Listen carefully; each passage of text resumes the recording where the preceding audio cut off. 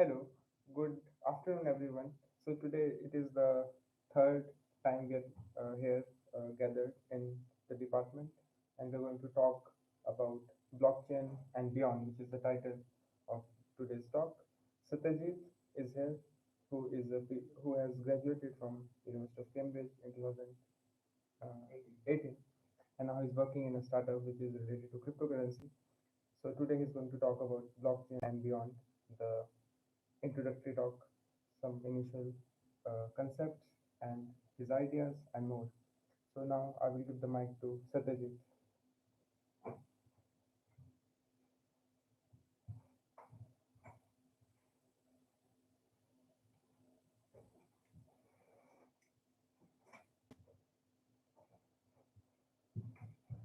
Thanks for the introduction.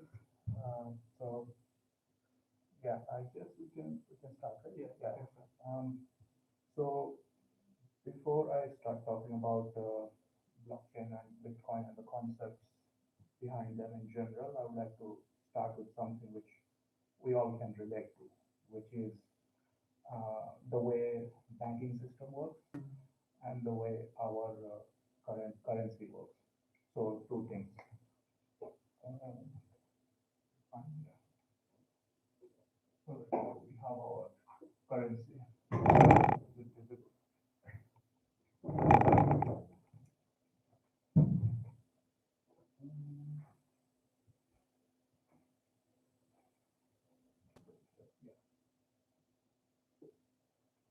Okay. Yeah. So we have our currency. So different countries have different currencies, and we have our banking system. So one example is, so let's say if I want to transfer £100 from my account to your account. So what are the steps? So I open my Barclays bank account. Then I select you, and then I transfer uh, my money, and then I ask this transaction to the bank. Then what the bank does is it checks that okay, I have enough money in my bank account, and I really am the one who is sending it.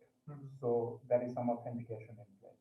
So random persons can't transfer on my behalf. Only I can transfer on my behalf. And then they do the transaction, and then they give me a confirmation. So that's the way current system works. So there are certain properties of this system. So one is the most important property is the fact that all my money is stored with the bank, and the I sort of trust the bank that it it maintains all the records. So it maintains that how much transaction I have done in the past, and this verification, the authentication, all of these things. So this is like highly centralized because bank is the only single source of truth in this case. And there is one more aspect, which is the fact that it is now electronic. So we have electronic centralized system currently in place, and we are dealing with current fiat currencies like US dollar or pounds, etc. So that has another set of properties. So one of them is that it is controlled usually by the government or the Reserve Bank. Um, so they have pretty much full control over it.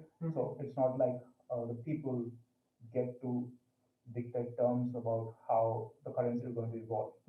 So one obvious example is, so last year we had COVID, and a lot of people needed money. So what government basically did, okay, government didn't have enough money to send it out. So basically what they did is not very different than actually printing money out of nowhere, basically. So right now there is 30 to 40% more US dollars compared to like 1 or 2 years ago.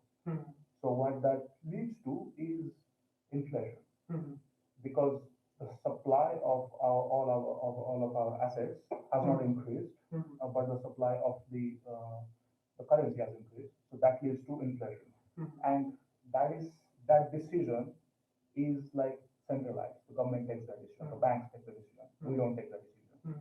So that is one aspect of it, which is inflation. Mm. And the fact that this is also centralized, and uh, how much of currency has to be in circulation. There is no cap on it. Mm. We can print, we can continue printing as much as we want. Mm. So there is no cap on it. So Mm. unlimited supply.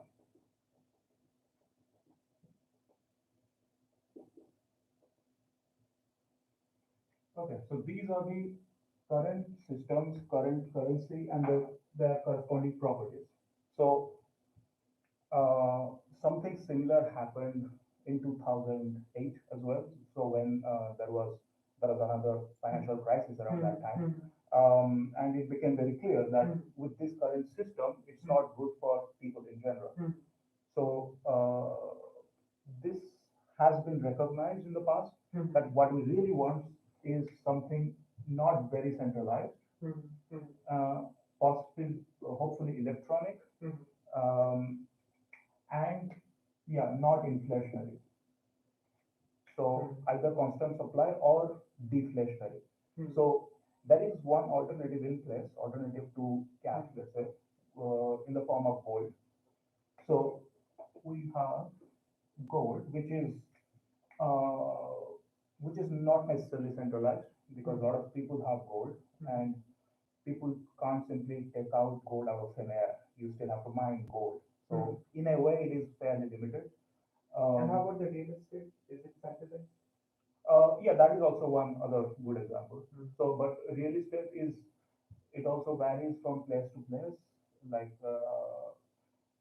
okay, one example is, let's say, currently at one particular place, there is a real estate boom, Mm. but then maybe government decides, okay, no, we will move the market from there. So all of a sudden the price can drop in a way. Mm. Or they can also have another impact. They can increase the price up by shifting a market to a particular place. So it's not as decentralized as one may think. Gold is probably more decentralized in a way that it is distributed across the whole world. So one single government cannot like have a huge influence on it. But the only problem with gold is, or one of the problems is that it's physical. So I can't really send you gold that easily. So electronic counterpart is useful, more useful because that is you can easily transfer values. Mm. So that is And the one thing. banking Yeah. system is also electronic. It is just, Yeah, yeah, I mean, within the electronic, there is this notion of how much security you have. yeah, And yeah. I kind of remember that the blockchain technology is based on this crypto, like encryption, and Yeah. people have different degrees of, like people devise different Yeah, degrees I'll of come to encryption. that. We're just talking about the current system right now. So, yeah, as you said, the banking system has electronic uh, property, but it is centralized, Mm. and you kind of have to trust it. Mm. So you have to trust the bank. So, Mm. is there a way where we have a currency or a value Mm. which is electronic? We don't really need trust on anything, Mm. and it is decentralized. Mm. So we don't have to trust one single entity. Mm. It can be distributed. The trust can be distributed over a multitude of entities. Mm. So that is one of the requirements. Mm. So when basically computers started arriving in Mm. Mm. 60s or 70s, so Mm. people had this idea that okay, let's have electronic cash system Mm. in some way or the Mm. other. Mm. So and Like PayPal and this. yeah, yeah, and also in a decentralized way Mm. because people have been thinking about this from 60s, 70s. It's Mm. not a very recent concept, Mm. but that idea of electronic and decentralized Mm. that has its problems. Mm. So one of the problems is verification. Mm. That so the problem with electronic items is that let's say if I have a yeah JPEG image or something, I can easily copy it to make Mm. multiple stuff out of it. Mm. That is one thing. That is called double spending. I'll come back to that later. Yeah. So I can, if I were to send a picture to you, I can send the same picture to somebody else. So, but that does not work for a cash. Like if I'm sending to you, I should be only sending that to you. The same amount I should not be sending to somebody else. That is one problem. The other problem is verification. So if I'm sending a transaction, it has to be verified. It has to be easily verifiable that I am sending on my behalf. Nobody else is sending on my behalf. So in case of current banking system, it is more straightforward because bank does the verification for me. But in case of a decentralized system, where at its core there are And I mean, the notion that bank will verify it for you, it's not just very simple because, for example, in the case of Vijay Mallya, you know, like bank verifying. yeah yeah yeah, that's also true. Yeah, it is. That's the problem with centralization. So if a bank decides to give a lot of money to Bijou Mela, nobody is stopping them, or they do their own verification, which may or may not be perfect, which may or may not be transparent.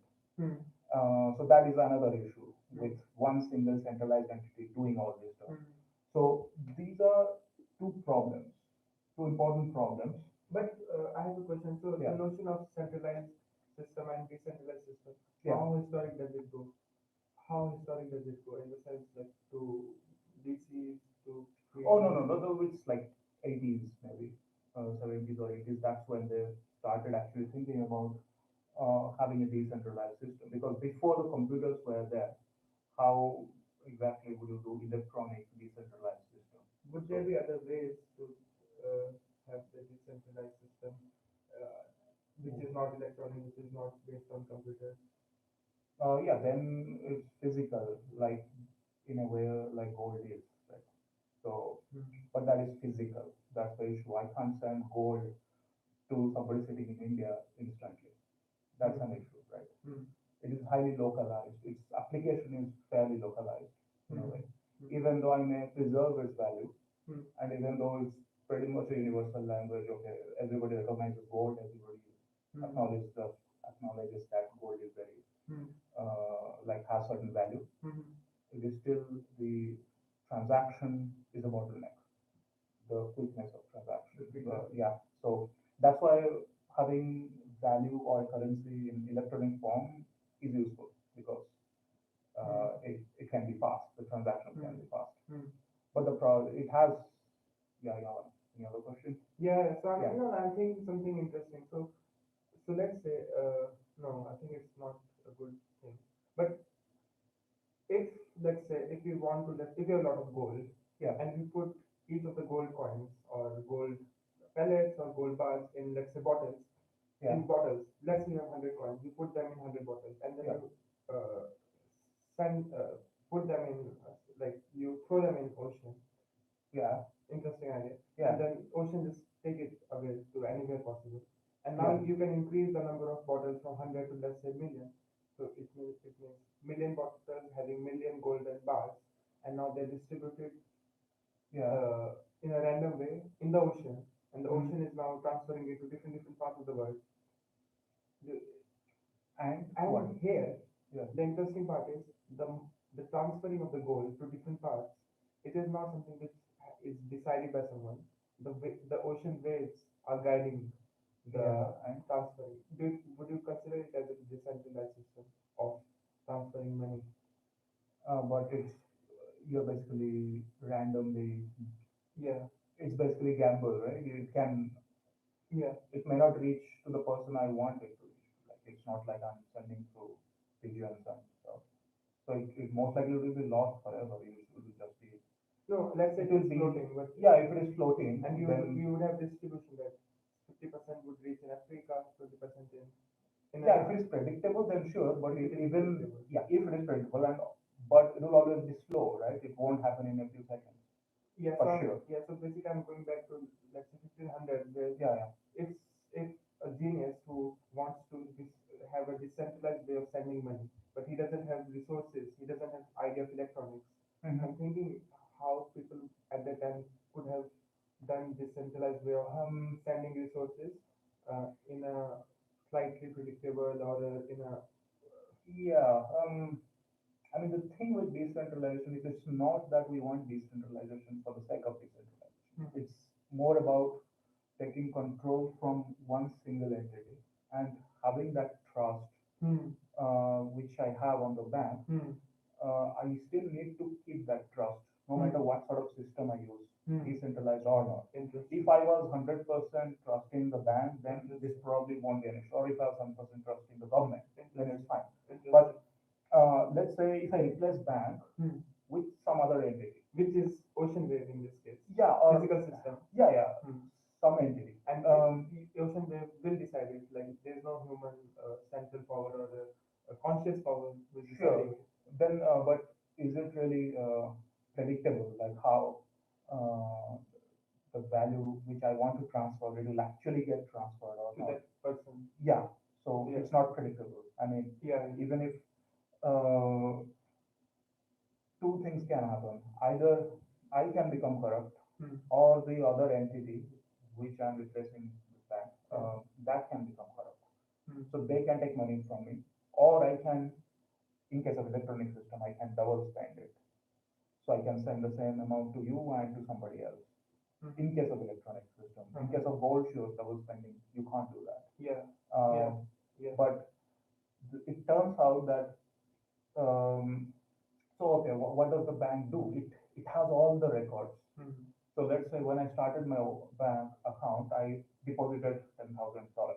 Hmm. So from then on, all whatever transactions I did, bank knows everything. So bank has the entire history, and then it sees that, oh, finally, right now I have $2,000 from which I am sending $50 to somebody. Hmm. So to arrive at that conclusion, you need to look at the entire history, Hmm. and only bank has it. Hmm. But if I take out that history, they Hmm. call it ledger, Hmm. which has all the transaction history. Hmm. So if I take this ledger out Hmm. and give it to everyone, Hmm. so imagine Hmm. everyone means everyone. Hmm.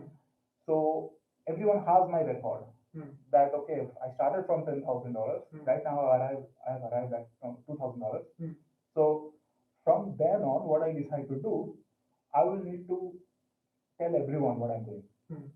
So if I'm sending you $50, I will tell everyone, okay, everyone, I have $2,000 as you can see Hmm. because all of you have my data, Hmm. and then I'm sending it $50 to you. Then everyone listens to this, Hmm. and then they update their ledger. Hmm. And now I have what 1950. Hmm. So this is the value of this is the key essence of decentralized system. Hmm. So if everyone knows my history, Hmm. then it is highly difficult for anyone to become corrupt. So I cannot become corrupt. I can't say I'm sending you $3,000 Hmm. because nobody will accept this transaction Hmm. because everyone knows that I only have $2,000. Hmm. Hmm. Hmm. So that is that's the Hmm. key essence of having a decentralized system, Hmm. which is a good replacement of the bank Hmm. because right now I have that full history just like the bank has, Hmm. but I am not putting all of my trust into one single entity. Hmm. So I'm assuming like at least 51% of them, as long as 51% of Hmm. everyone is Hmm. honest, Hmm. then the system will not be corrupted. Is it a coincidence that the problem of double spending, Yeah. which is resolved by everyone having a ledger and awareness of Mhm. how much money the sender has, is it a coincidence? It is not solved just by this system, by the way.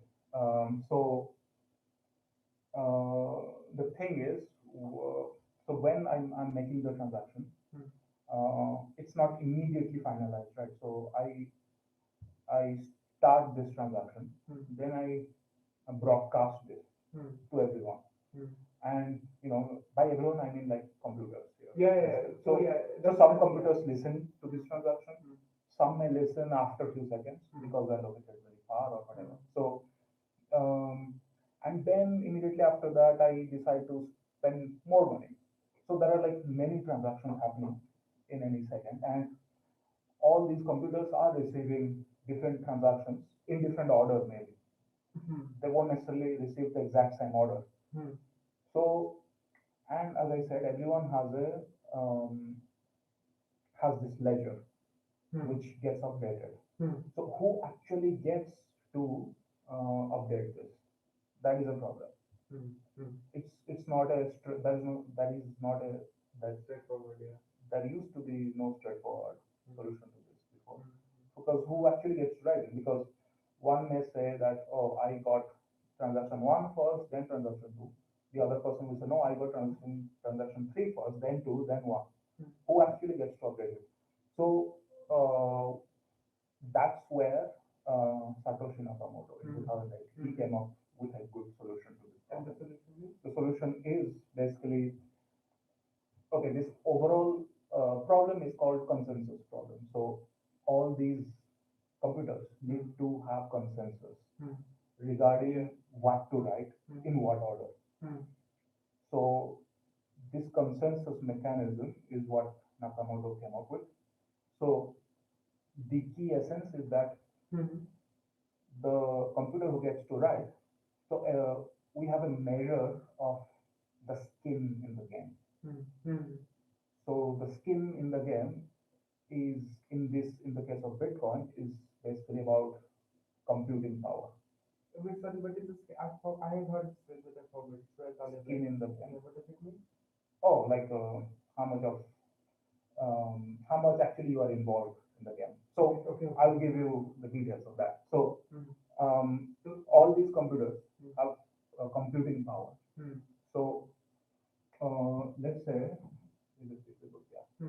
So let's say I am sitting here and I send out this transaction and I'm broadcasting this to the network. So these are the, we call it nodes, which are basically machines. So Bitcoin nodes. Um, yeah, this is visible, right? Black. Yeah. Maybe try black.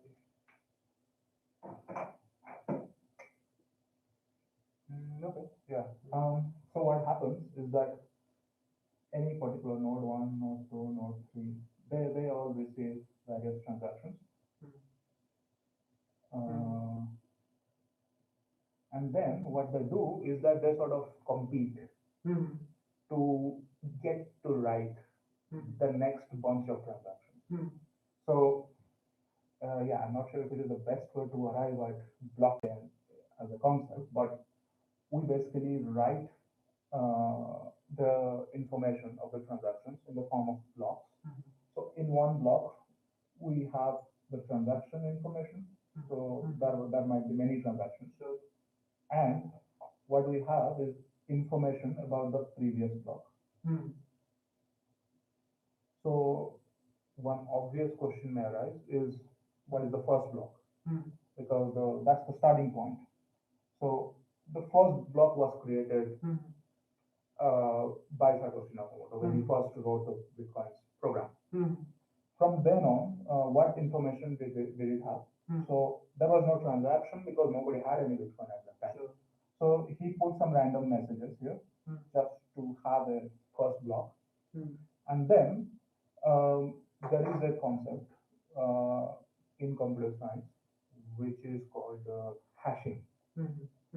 Yeah. So yeah, so hashing is a yeah, it's not okay. Yeah, hashing. So you can take hash of any data. So it can be string, number, whatever. So you put anything here, and depending on what hashing function you use, you'll always get a certain amount of ones and zeros. And this, in this case, it is 256 bits. And it is a cryptographic hashing function, which means you can't take inverse of that to reach at this that easily. So is the function a mathematical function or a program? I mean, so you implement using programs, right? Program. Yeah. It's not, there's no formula for it. Otherwise, you can always take reverse. Okay. That's the thing. I mean, I don't know all the details about this, but apparently it has been very difficult to reverse engineer. So this is used to sign the transactions. So you know these two problems which I mentioned before, that verification and double signing.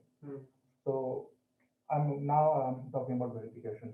So when I'm sending this transaction, I sort of sign it. And to sign it, what I need is, so when I create the wallet or my account in Bitcoin, I have something called public key Hmm. and something called private key, which here I'm calling secured key. Hmm. So public key, anyone can see my public key, that's fine. Hmm. And these two are sort of related. So the secured key, that is only my information. I should only know that. It's kind of like a password, And but is it used in a related different to, way. and is it related to hash function? Yeah, it is related to verification. I will come to that. So when I create my account, Uh-huh. uh, I have these two information, and this secret key I keep to myself. Uh-huh. And then when I make a transaction, Hmm. the transaction will have some message. So that message may include Sure. send Saksham 10 bitcoins. Yeah. So I have a message and I have uh, my secured key. Hmm.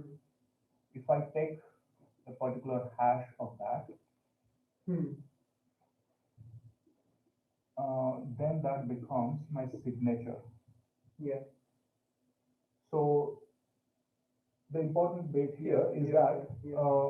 it's easy to verify Hmm. that I am the one who created it, Hmm. but it's difficult to know what is inside that. Hmm. So Yeah. Yeah. there is a verification function where you can take the signature and the public key, because public key anyone can know. Hmm. That is fine. Hmm. It is supposed to be public. Hmm. Then this can become a true or false function. Hmm. Is it true or false? Yeah, yeah. So I'm sending this transaction. Anyone can verify that I am the one who is sending it. Hmm.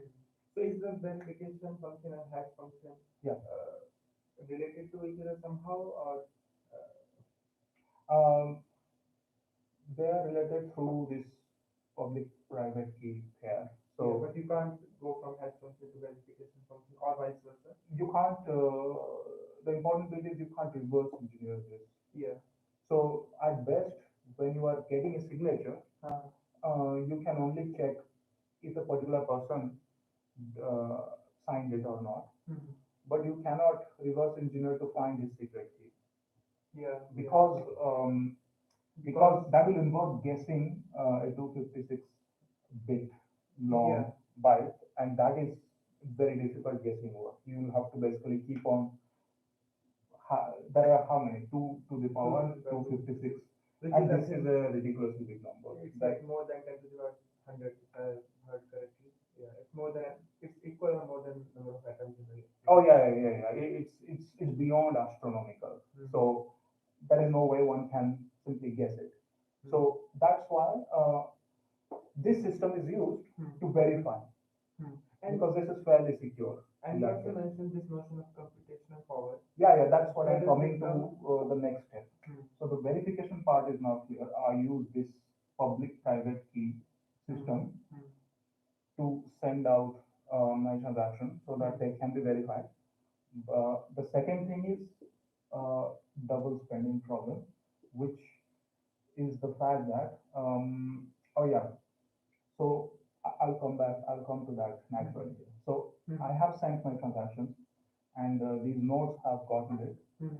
Then the next step is to actually um, write those transactions in the next block, because how what does this public ledger in Hmm. Bitcoin look like? It is a chain of blocks. Hmm. That's why it's called blockchain. Hmm. So it looks like, yeah, there is one block here, there is one more block here, and it is like a chain basically. Hmm. And the first one was created in 2008 or 9 by Satoshi Nakamoto, and from then on, these have been built on top of that. Hmm. So once these transactions have been broadcasted, Hmm. these nodes sort of compete against each other Hmm. to solve a problem. Hmm. I can go to the details of that problem, but Hmm. to solve a problem, Hmm. and whoever solves the problem first Hmm. gets to write the next block. Hmm. Hmm. Hmm. Hmm. And what will he write in that block? The transaction which he received. Hmm. So those transactions he will receive, he received those he will write, and he will also put information about the previous block here. Hmm. This thing will be part of this block, so Hmm. that they are actually connected. Connected. Are they connected only in a forward and one backward fashion, or is it like cyclic? Or, no, Oh no, no, it's like linear. yeah, it is linear. So There can be divergences that I can mention that right now. So, okay, let's say the node with the highest amount of computing power, or most likely a high amount of computing power, he gets to solve that complex puzzle Hmm. so that he gets to write it. Hmm. It may happen sometimes that somebody else uh, has also created one more block, Hmm. and Yeah. so there might be like a tie. Hmm. We need tie breaks, Hmm. Hmm. and the tie break happens is that whenever you get new blocks, I mean, okay, if there is another node here, he Hmm. first knew, okay, this is the blockchain. Then he got this thing as a as the broadcasted blockchain. Then he got this entire thing. Then he got one more here. So Hmm. then how to decide tiebreak is you just take the longest one. Hmm. So the longest chain wins. Hmm. So if you have multi-chain at one point, you just pick the longer one. And If you don't have one single winner, then you just wait for a bit more until you get one chain longer than the previous one. long in what sense? Long means Because if the two people are competing, yeah, blocks are competing. I mean, if you go anywhere around, yeah, yeah. and put the same. What's the notion of that? So this can happen in multiple ways. So one is, let's say if I'm trying to corrupt the system, then the only way I can do it is that if I come first in that competition, Hmm. what that means is that I will create my block here, and let's say I'm corrupting because I have sent or I have sent some transactions which I don't have authority to do. For example, they are double spending or in whatever way. So, okay, I managed to create it before anyone else did. But what happens next? So it is easy to verify that this is not correct.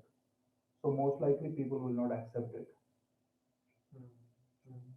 But during that time, I can create one more so that to become the longest node. But to be able to make back-to-back blocks, it's a lot of work. It's unless you control more than 51% of the entire network, which is like you have to have computing power worth billions, if not trillions. If you can't do that, then easily others will recognize that this is a fraudulent one, and they will discard it, and then they will take the correct one to update it. So this is the way double in this manner this double spending problem is solved. So this is basically the overall idea is to reach consensus mechanism in a distributed system. So this is called Nakamoto consensus. Um, so okay, one problem here. I will come back to this computing thing now. That competition which they do. So that's very interesting actually. So it's basically what they try to do is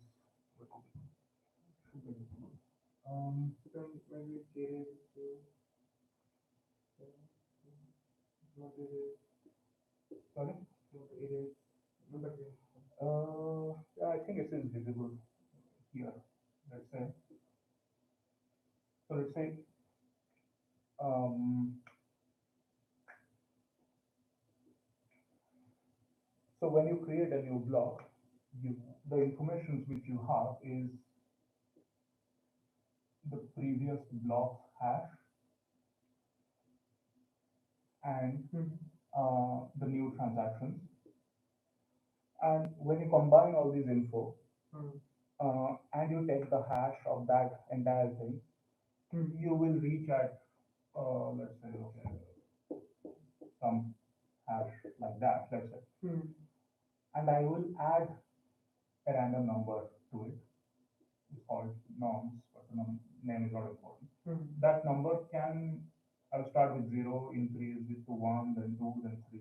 Each of those times, my aim is to have to arrive at this norms in certain way, a particular number, so that the overall hash starts with certain number of zeros.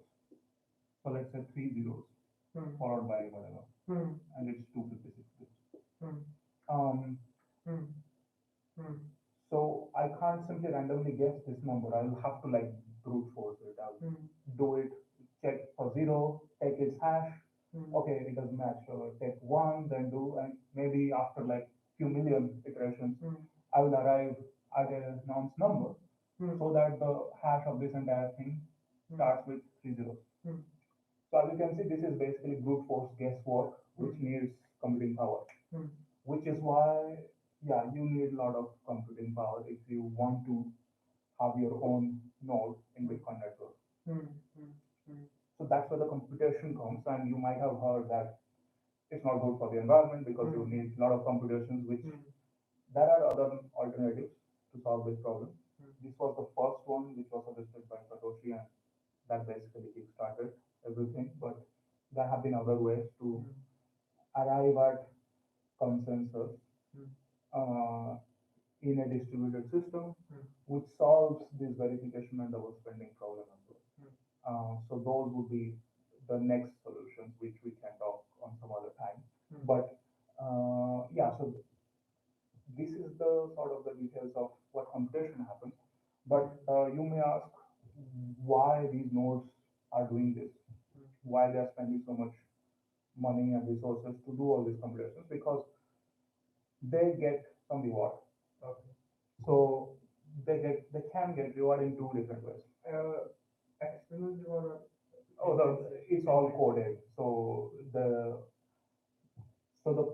node which creates the next block, Hmm. uh, they by default get some Bitcoin, which is actually generated, which Hmm. did not exist before. Hmm.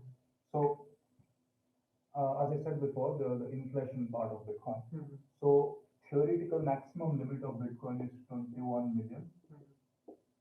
and right now I don't know the exact number. It's probably 18 or 19 million. So Hmm. there are what happens is that when a new block is created, Hmm. um, certain number of bitcoins also get created, Hmm. and they will go to the node which created it. Hmm. So that's how they earn it, Hmm. earn something Hmm. after spending so much resources. Hmm. But then you may think, okay, how is the number constant then? And that is the way they do it is after every certain number of blocks, they have the amount of reward Hmm. that is available. Hmm. So right now it's, I don't know, 6 or 10 bitcoins per block, something like that. When the first one was created, it was probably 100 or some number like that. But that number of bitcoins that gets generated for every new block, that keeps on decreasing with time. So that 21 million is the asymptotic Hmm. Hmm. upper limit, Hmm. and that will probably reach like after many Hmm. years. Hmm. Even after that, that is one more way of getting uh, the nodes to incentivize, and that is when I send a transaction, Hmm. there's a fee. Hmm. So I send a little bit of fee with that as well. Hmm. So that if I'm sending you 10 bitcoins, I'll probably totally spend 10.5 bitcoins maybe, where Hmm. the zero point 0.5 bitcoin will go to the node Hmm. who actually creates the block. Hmm. Yeah, so these are the two ways the nodes get incentivized. Hmm. Um, yeah, that's it really. So Hmm. this way we solve the problem of inflation by having constant supply, Hmm. total possible supply, Hmm. and it is highly decentralized, as you see. Hmm. No unlimited supply, and yeah, it is electronic, and you solve this verification and double spending problem. And this is how uh, Bitcoin started. Hmm. And there are some challenges, of course, as you can see the extra usage of power, Hmm. which there are alternatives now. But in theory, it can scale really well. Hmm. But because of this wastage of power, that's why we want other alternatives of Bitcoin. Hmm. So there are when it started, it was initially conceptualized to be an electronic peer-to-peer Hmm. cash system, Hmm. but slowly it has shifted towards becoming more like a digital gold. Hmm. So I don't hold gold just so that I spend it every day, right? I hold gold mainly as a store of value, Hmm. just like real estate in a way. Hmm. Similarly, Bitcoin has been shifting towards that way. But it can still be in theory used as a proper cash system. Like recently, El Salvador, I think they made Bitcoin legal tender, so people there are using Bitcoins now. Um, and yeah, this is one of the ways Bitcoin can be helpful, or the concept of Bitcoin can be helpful, is that there are some countries where their legal tender is US dollar. They don't have their own separate currency. But if they shift to systems like this, like Bitcoin or some other cryptocurrency, then they can become more decoupled from centralized systems like US dollars. And with all these advantages which Bitcoin brings, yeah, so that covers the current challenges of Bitcoin. So there are many other cryptocurrencies, like the second most popular one is Ethereum, where yeah, that's basically not just a cash system, but you can actually build applications on top of that. Uh, but yeah, that's for some other time. Sure. Yeah. But yeah, I guess it's probably what 40 minutes already. So yeah, I guess that's a good time to stop. So thanks.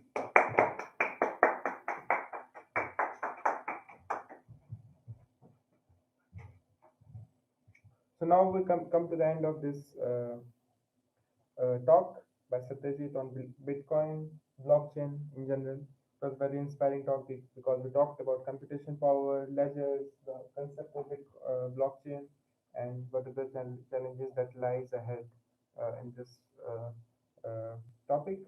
So blockchain, it of course comes within the system, within the idea of complex systems, chaotic systems, and there could be different ways to look at it.